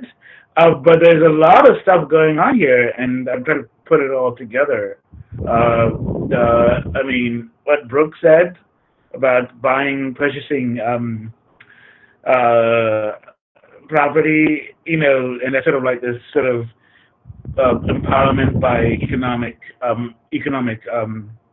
empowerment, which is a fact, this is a possibility, but those things are often closed and hard to reach, even with collective, with collective action. But I was really been thinking, what Danny said, and what Ben, it's just like this whole thing, like, oh goodness, how do these parts also come together? I mean, they, from real experiences and dealing with like landlords and dealing with homelessness and dealing with the with what Sam calls the health issue of housing, and it seems to me that what I'm at right now at this moment in this discussion is okay. What is the synthesis here? How do we what is it that could be said? Essentially, because I have this mind that says get to something that is at the bottom of things, and there's something else that Carrie also pointed out, is that we are in a situation where we have we're doing different sort of practices under these new conditions, and that may change us. And I actually do believe that that's a possibility. But one of the really big things that I thought that was really lost, and this goes back to you, Dave. One thing that was really lost at the very beginning of this, and which made me a touch pessimistic in this game, is that we had a sense that if everybody was healthy, we would all be healthy, and I really wanted that understanding to be prevalent. You know what I mean? to really sink down to everybody. We can't have people sleeping on the streets because that person is likely to get sick and spread disease. You know what I mean? It's just like this is not a function. The problem is that this cannot work. The situation we had before is inoperable. It's clearly we live in a society where a few changes result in disaster, and so people living on the streets is not something that simply that they live on the streets, but that they actually live near me and they live around me, and that this is not going to work. They need a place to go and wash and eat and all. And I thought this kind of consciousness would develop, like, it was obvious, but then they start throwing people, in the middle of a pandemic, right? Like in the middle of a pandemic. They started throwing people out of home. Instead of like going and trying to say, like, we're in the middle of a pandemic. We cannot have people risking their health. We need to make sure that they're healthy, so we're all healthy. No, that was not the approach in Seattle. That is really shocking to me. That was not the approach. And sorry, if my pessimism is profound, it's because I could not believe that we're actually throwing people out of homeless camps, and in a situation where that is more dangerous to the public health than the actual solution, which would be housing people, making sure that they're as healthy and have the access to resources that keep them healthy. No, we're not doing that even in Seattle. Danny, you didn't get a chance to jump in on this one. If you have any comments, then we have time for a final round before we have to wrap up. So go ahead, Danny. I might have lost the thread of the question, but I did have one thing I was sort of thinking, which was just about, like, I think we all have, or I like both Sam and Charles's metaphors for how the situation has changed. I think I agree with both of them, but I also want to perhaps propose that the problem is the same, which is sort of the lack of any strong working class organization that's persistent. And that is also sort of a condition of neoliberalism, one could say, and one that maybe we hope to escape. And so I just want to, I don't know, I think about this a lot, but like we have so many sort of different types of politics, but one of the things we try to be really insistent upon at Tank is making that distinction between sort of like the world of NGOs, the world of appealing to the state and what we're trying to do, the like California state. And we do sort of 4 distinctions, which is like giving power, not accessing power, about how your relationship to power is, whether you have it sort of internally to your organization or in relation to something else. And then against advocacy, but for like actually having a working class organization, members fighting for themselves. Against specialization, so trying not to be a group of specialists, a group of lawyers, a group of external experts, but instead actually be the mass of people sort of interacting with specialists if they exist, but actually having a lot of everyday, normal is a bad word, but everyday people thinking about their own daily lives, and then not having goals set beforehand, but having that be part of a process of sort of how you come together, which I think Brooke mentioned, other people have mentioned, that's like really important actually to develop relationships and develop what your goals are even in a process of sort of organizing. So I don't know if maybe it's too in depth, but I think a really important thing is actually trying, this is sort of a wager with Tank, when we tried making it, and I think it's worked out at least semi-well, was can we actually make an organization like this appear? And I don't think they're very common in the American landscape. I think maybe that's part of the solution that we're still wagering on, and is, only definitely a part of a solution to a very big problem. Thanks so much, Johnny. We're gonna give everyone a couple of minutes to close off before Philip joins us each, and I'm gonna start with Samuel. Great. I was just thinking during that last round of conversation about the title of this panel, which was what exactly? Which was the Neoliberal City After the Plague. Is that right? Yeah. So I was then thinking, like, can the neoliberal city survive this plague? And it seems very obvious from my own analysis and everybody else's here that the answer is yes, definitely.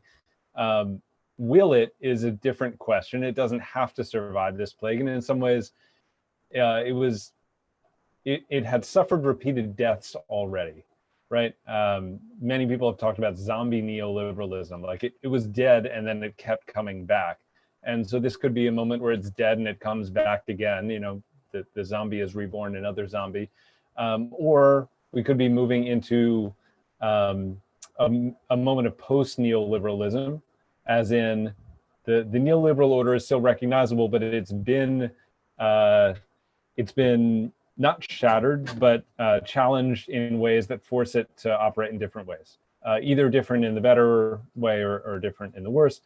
Or we could be moving into a very different society altogether. And I think that we should be thinking about those things as we make the demands that are very currently situated within the neoliberal city.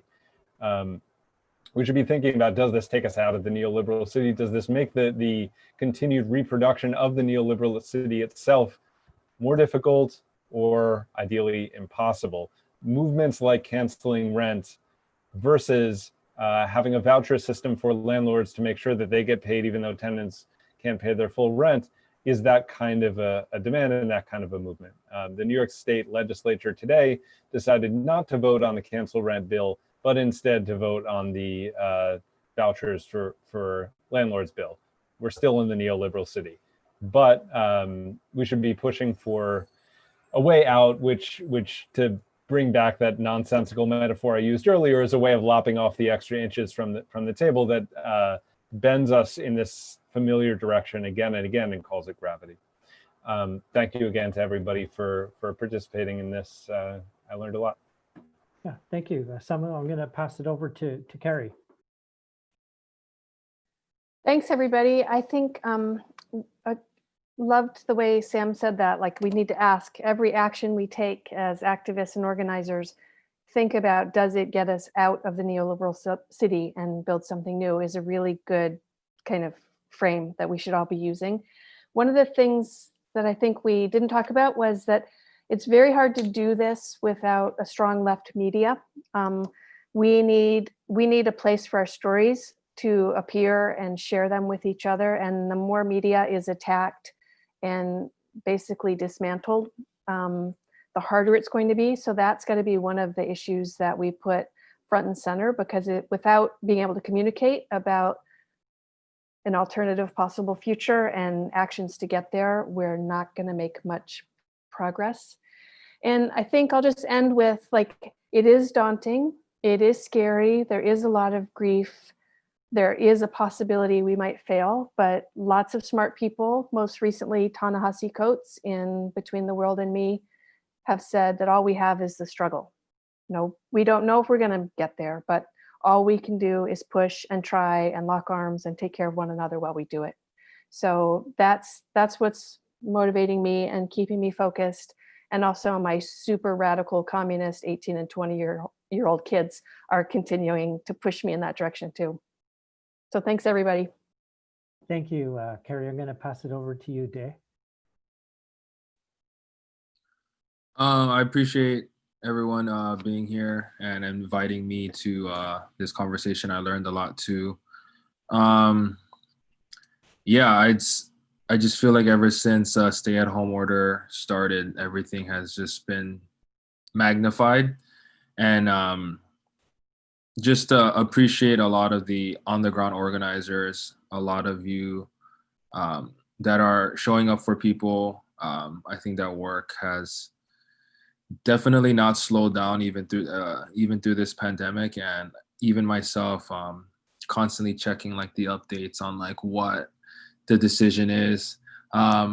It's just like days like today, I'm reminded that electoral politics is just one way that we reach and activate material change. And being an activist and organizer myself, just trying to remind myself that organizing and connecting with community and finding grassroots solutions has always been what has sparked revolution in the past. And I think a lot of times elected officials get the credit with things that happen and things that change, but a lot of those victories that they boast about don't have a chance unless people on the ground like us and like our community members are activating that type of change. So I appreciate this conversation. I was voting for Bernie. Not sure what I'm doing anymore, but we'll just have to see what happens. Thank you. Thank you, Day. I'm going to pass it over to you, Vincent. Yeah, no, it's great talking to folks. It's good to use Zoom for once, not for work. Yeah, no, I want to. Everyone has fantastic things to say, and this is super productive. I would say that, like, I don't know, there's a few things. There's in the comments, I'm told we had a question about, like, what does the pandemic foreclose, right? In terms of tenant organizing, and it's tough. Like, yeah, people have different approaches to it. Some people like won't even open doors. Like, people organizing have a policy of not opening doors. Some others like won't even put slide paper under people's doors because of the risk of transmission. But maybe this is a dangerous take, but I also think that, like, at some point we will have to choose between the stay-at-home order and the social distancing and the having to fight the intolerable conditions of capital, right? And it's going to be hard to negotiate those, but we're going to have to do it, right? Especially, like, working with folks on downtown east side, like, obviously people are still wearing PPE and like apart from each other, but they're still in contact in the sense that, like, we're in a room together. And I think as organizers, we have to think about how to negotiate those spaces, because we need to. I don't think that organizing can be done, like, exclusively over Zoom. It's a headache, and it does not replace, I think, like, social connection that we need to build, like, strong institutions and organizations. And so I think that's yet to be figured out, but I think it's a necessity. The other thing is, again, it comes down to, like, what do we need at this moment? We know that the pendulum is swinging, right? We need to have really hard conversations and hard thought about spontaneity and political organizations thinking about what's possible in the kind of configuration of the conjuncture, right? And I think we have to be bold. We have to, like, fuck around and bend the stick, like see what happens if we try, right? Because it's like nothing will happen if we do not try these things, right? And so that, I think those are kind of the closing thoughts on this. And thank you, folks. Thanks so much, Vince. I'm going to pass it over to you, Brooke.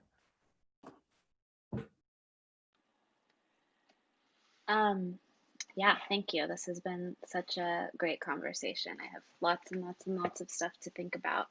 I think, like, just to conclude, what I'm really leaving with is, like, how does the energy of this moment just not, like, how do we not fall into pessimism, or how do we not fall into, like, sad affects in the Spinozan sense, like, like sadness that really reduces our ability to keep struggling together, because I think that could really happen, especially as this crisis intensifies. It's like, oh, there's going to be repression, and the more we struggle, the more the counterinsurgency starts to show up too, and the surveillance happens.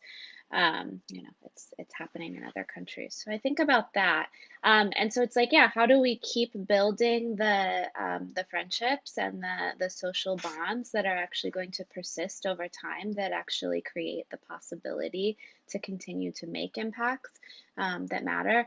And I, as someone who's building an organization in this Tenants Council, I actually feel very ambivalent about political organization, honestly. Like, I really just see it as a vehicle to build more power towards more struggle later.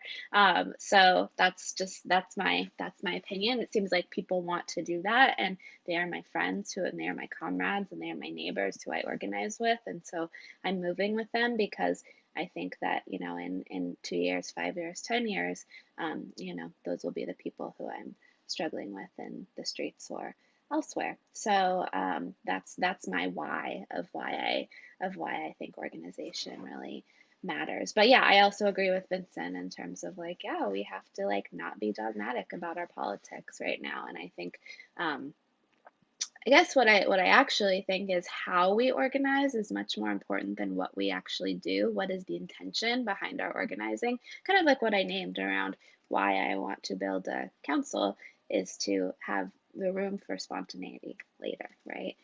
Because I think it's like it's not who is taking the action, it's what action is being taken actually. So really creating space for radical actions, not just radical actors. Yeah. So I think this moment is really calling for that. And then, you know, I just really also want to close by, you know, that grief thing. You know, we are still in this moment when the grief and the upheaval of this moment hasn't even been processed by the vast majority of our nervous systems. And I just think that is, you know, like quite literally our nervous systems are being repatterned in this moment. And I think that has implications, you know, in terms of our health, in terms of what's possible moving forward. And, yeah, so whatever we do is going to have to contend with that, and really like what are not only the impacts that show up materially for us, but what are the impacts that show up, you know, in our bodies and in our nervous systems as well. Yeah, leave it at that. Thank you so much. Yeah, thank you so much, Brooke. I'm going to see Charles. Do you have any final thoughts to share?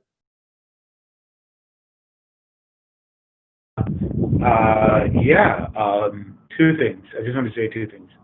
One is, I'm saying it comes off Vincent. Let me sort of like point it at, and it sort of reminded me of what happened in Wisconsin I think it was in early April, when voters were forced to go out of lockdown to because they wouldn't permit votes by mail, and they had to go out and risk their lives to vote. And as a consequence, they did win. They put in a sensible Supreme Court judge in that state as a consequence, and then it was overwhelming. But they had to do it with the real risk of infection.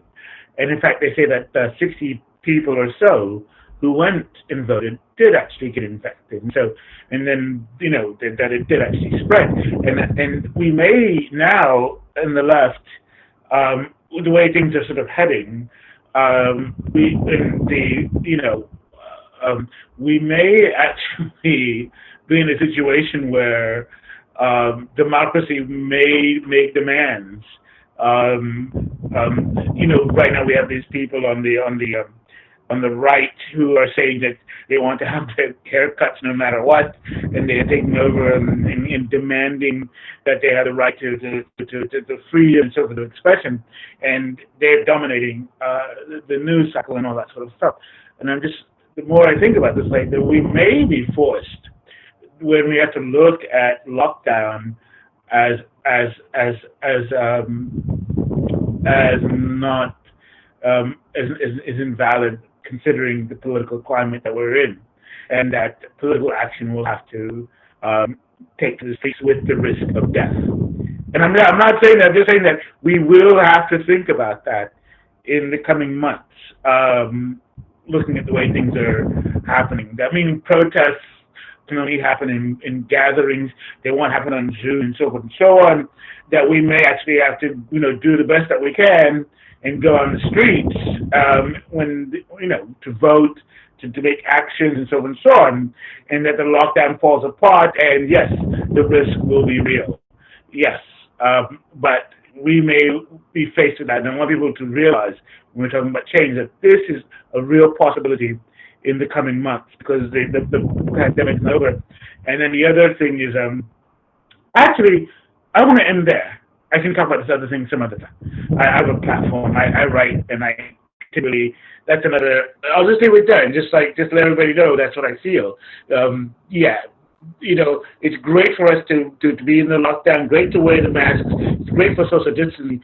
But our politics, our beliefs, may be challenged in a way where we have to go back to basics, and mass protests are needed, and the risks of that. So if they're willing to risk their lives for haircuts, we may have to risk our lives for democracy. And that's a real possibility. Thank you, Charles. I'm going to go to Danny for any final comments. Yeah, I just learned a lot from the conversation.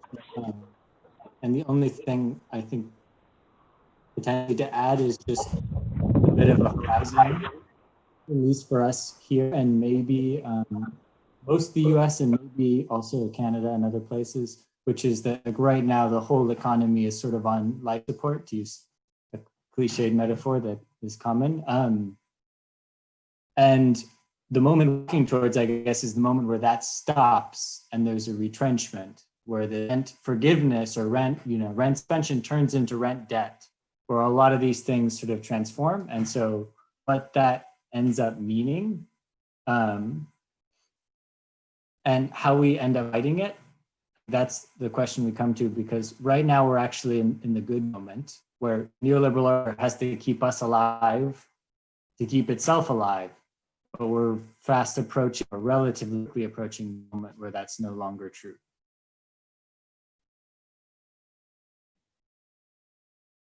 Great.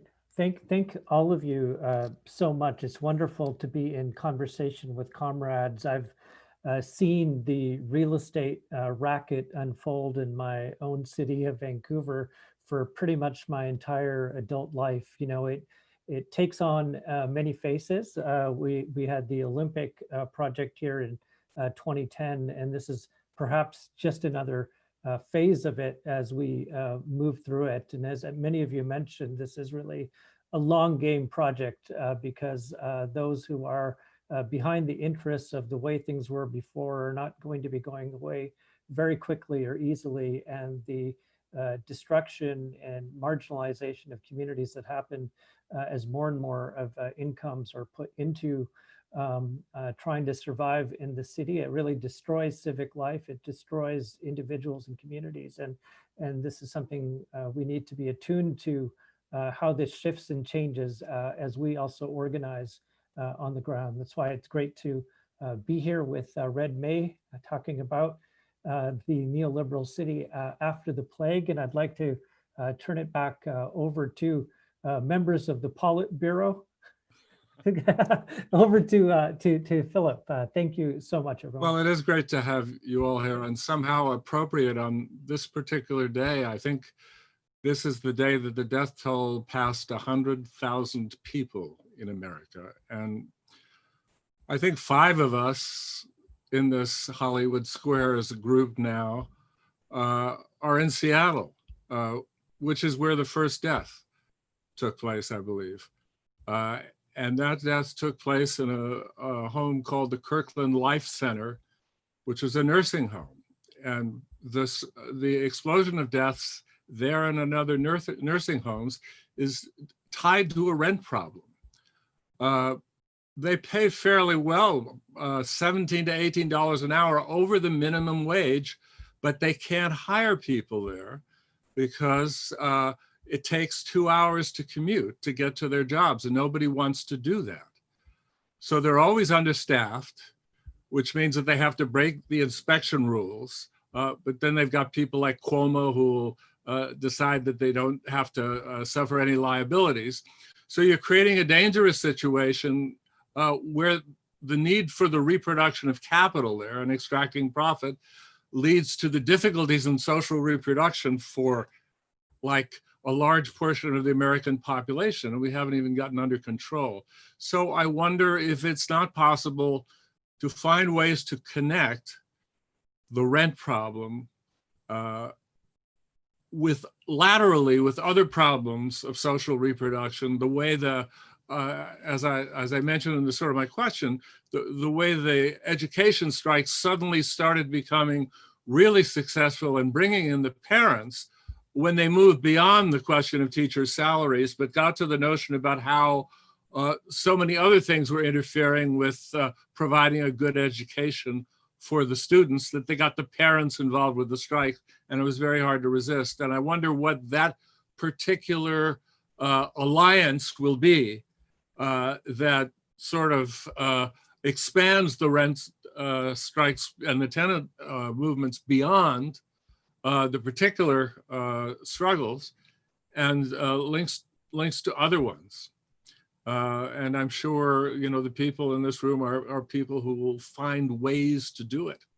So I salute you all, Danny and Charles and Day and Brooke and Carrie and Sam and Vincent. And my buddy Am up there in Vancouver City, Van City, and exciting experiences in the next days as you go out to meet the world and fight and struggle. And we'd all go for a beer at the moment if we were all in the same place, as it somehow seems we are, but we're not. The killer app has not yet been developed, which hands everybody the beer from the Zoom, from your own computer afterwards. So we bid you all good night from our various situations. And before we go, I want to tell you what we have tomorrow, and I hope you, you know, Red May viewers can come and see it. We have, I know in the afternoon, we have Weapons of Organization, 21st Century Struggles, and Mario Tronti. That's at 2 p.m. with Andrew Anastasi and Magali Miranda Alcazar and algunas compañeros. And then The Age of Circulation Struggles with Joshua Clover and Michael Hart and Camila Vergara and Nick Estes and Glenn Colcard at Phil Neal at 5 p.m. tomorrow. And then Abolish the Family at 3 p.m. on Friday. And at 6 p.m. we have Robert Brenner and Aaron Benanev. Benanev. God, I always pronounce Aaron. I know him for a long time. I pronounced the name wrong. All right, my mouth is getting caught together. And so money, send it our way, please. Even though there are many struggles that require it much more than we do and deserve it more. But, you know, if you like this kind of shit and want to see it happen next year, go to www.redmayseattle.org. Go to our YouTube, Red May TV. There's a link down there, and subscribe to Red May TV so we can get those CC captions in real time. So to all a good night.